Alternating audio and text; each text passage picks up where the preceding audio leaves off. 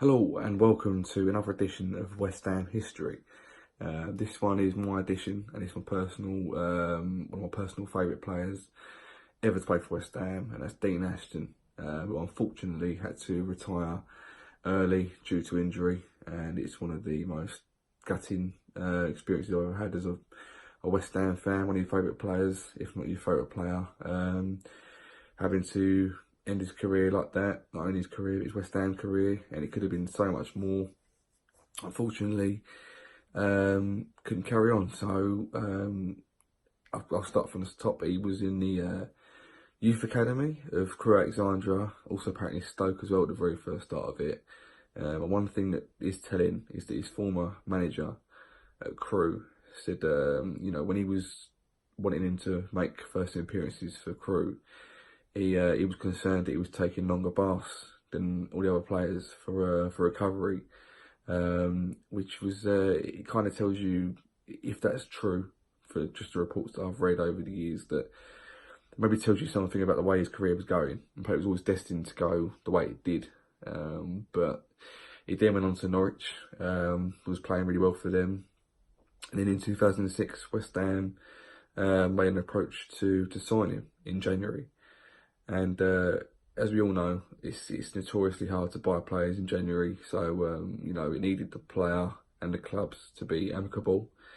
Dean Ashton wanted to come to the club wanted him. And in the end, we paid the money. Different times back then, we actually paid the money for this outright, including bonuses. It was a bit of a better business time for West Ham back then. But it was under Alan Pardew. We'd just come up from the Championship, and we needed a striker to lead the line for us, along with Martin Harewood and Bobby Zamora. And he actually made his debut in the away game at Arsenal, where we won 3-2. It was a great game, great away day for West Ham.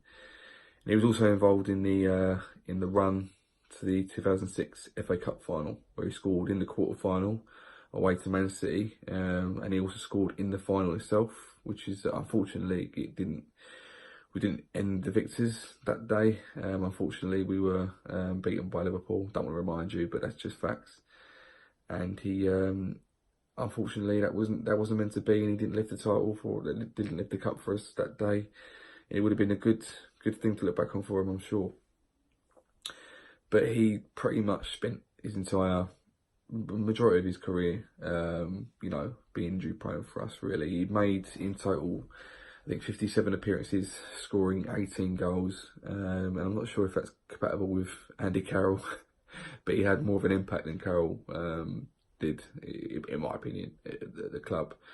He was a model target man, something you don't find nowadays in the modern game, pardon me. But I think when you saw Ashton, you definitely knew what sort of player he was. He was a handful for all defences, scored some fantastic goals. He earned his call up, even though he was unfortunately tackled, a really bad tackle from Sean White-Phillips, which effectively ended his career, more or less. It was a sort of a downhill spiral from then. He never really got the England career up and running like he should have done, and a lot of ex-pros recommending him, saying that he'll be up top with Wayne Rooney, and he'll be doing this, that and the other, and making England a success, at least a success possibly of his own England career, but it never unfortunately happened. So I think my favourite goals that he scored for West Ham, I think the one that sticks in my head, I'll never forget, is the over a kick away at Man United. Now, he scored that whilst injured, which is one of the reasons why he didn't run off celebrating. Yes, he did grow up being a Man United fan, but he still would have celebrated, I'm sure, that goal, the way he scored it especially. But it was against the prime Rio Ferdinand and Van der Sar, and he still pulled off an amazing goal, amazing overhead kick. And I always remember him turning away, grimacing in pain. He was in astronomical pain with his ankle. And the Man United fans just clapping him, just staying up in awe, just clapping him, just saying, you know what, fair play. I think we were 2 or 3 down by that stage anyway, but still a class goal for him to score.